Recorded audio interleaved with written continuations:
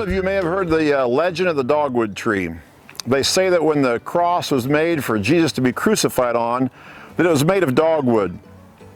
Well, from that time, the dogwood tree hasn't grown large like the last oak tree we saw, or maybe a strong walnut tree.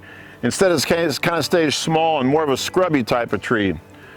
But it still tells the message about Jesus and the cross, because in the springtime, when it blossoms, there's 4 white petals, the shape of a cross.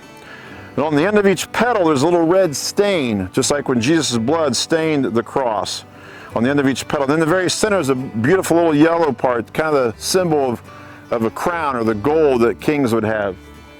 And then in the fall, the leaves turn that kind of red crimson color, as you might see with dried blood. But the dogwood stays small, and it's not big enough for cross to be made of anymore for someone to be hung on. So it's a neat legend about the dogwood tree. We have several of those up here in the woods here at Marmon Valley. And so if you have one in your yard or neighbor's yard, you can see that as it blossoms in the springtime. You can share that message with people that don't know him.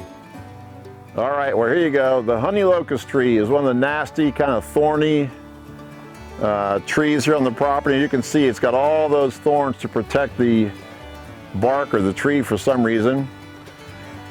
I guess it'd be hard for an animal to climb that tree, so birds, I guess, could have a safe zone there in the top. But if you think about that, just use your imagination, how the crown of thorns on Jesus' head. Now the honey locust, they say, even carries on the really sharp, active needles or and all that, has even a slight poison. It might cause a little bit of infection in your skin if you get poked by those. We even had one horse come in one day that had a thorn stuck in his hoof, the bottom of his hoof. So it's kind of a nasty tree and not much of a purpose, but just think about, just use your imagination how that crown of thorns was made and then pierced Jesus' forehead when they called him the King of Kings and Lord of Lords. So here's a large maple tree up in the woods, and you can see some of the vines hanging on it. About 15, 20 years ago, the vines are kind of starting to overtake the tree entirely in the top of the tree. Well, the vine didn't do too much damage at all when it was small and first growing along the tree. But when it got clear to the top and the vine started spreading out because of the abundant sunlight, that's when it started really damaging the tree. And even these bushes right here by the tree, you can see these are very prolific, and there's a lot of these bushes around the woods up here. This is called Japanese honeysuckle, and it's not even native to Ohio. But it's the first one to leaf out in the woods and also the last one to drop the leaves in the fall, so it's got that long growing season. It's a very invasive plant, just like the grapevine kind of invaded the tree space, another invasive plant. Well, to really completely get rid of the Japanese honeysuckle or the grapevine, you have to cut it off at the root or pull the root clear out and poison the stump there, so it doesn't grow back.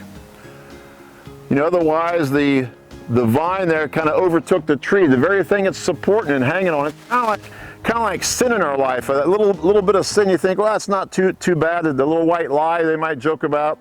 But if that becomes a habit, it can overtake our very body and being.